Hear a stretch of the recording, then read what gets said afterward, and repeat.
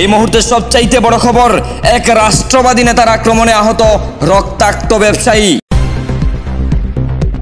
এক রাষ্ট্রবাদী নেতার আক্রমণে আহত রক্তাক্ত ব্যবসায়ী বিশালগড় থানার দ্বারস্থ এক ব্যবসায়ী সমিতি।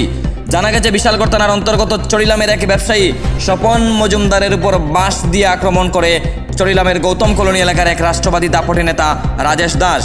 রাষ্ট্রবাদী নেতার আক্রমণে গুরুতরভাবে আহত হয়েছিল ব্যবসায়ী স্বপন মজুমদার। আহত স্বপন মজুমদারের বাড়ি চরিলাম পরিমল চৌমনি এলাকায়। রবিবার দুপুরে চরিলামের সমস্ত ব্যবসায়ীরা গাড়ি ভর্তি করে আহত ব্যবসায়ীকে নিয়ে বিশালগড় থানার পুলিশের দ্বারস্থ হন এবং অভিযুক্ত রাষ্ট্রবাদী নেতা রাজেশ দাসের বিরুদ্ধে বিশালগড় থানায় লিখিত আকারে একটি মামলা দায়ের করে। বিশালগড় থানার ওসি বিজয় দাস তাদেরকে আশ্বস্ত করেছেন খুব শীঘ্রই রাজেশ দাসের বিরুদ্ধে আইনগত পদক্ষেপ গ্রহণ করা হবে। এদিন ব্যবসায়ীরা জানিয়েছেন অভিযুক্ত নেতা রাজেশ দাসের যন্ত্রণায় অতিষ্ঠ হয়ে উঠেছে চরিলামের ব্যবসায়ীরা।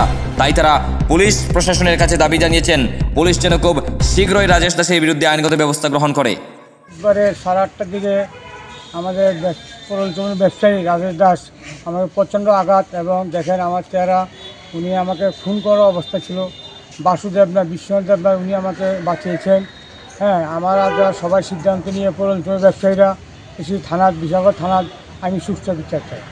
আমি ওকে কিছু বলিনি, ও বেশি আঘাত দেখেন আমাকে মারধর প্রচণ্ড মারধর দেখেন। আমার রাজেশ দাস প্রথম কলোনি পরলচমনি স্বপন মজুমদার। আমরা বিশালগড় থানাতে এসে এখন আমরা সুস্থ বিচার চাই। পুলিশে কাজ করবে, আমরা কী বলবো দাদা। আমরা এখন লিখিতভাবে অভিযোগ দিয়েছি সময় ব্যবসায়ী। হ্যাঁ, তখন পুলিশ দেখা যাক কী করে।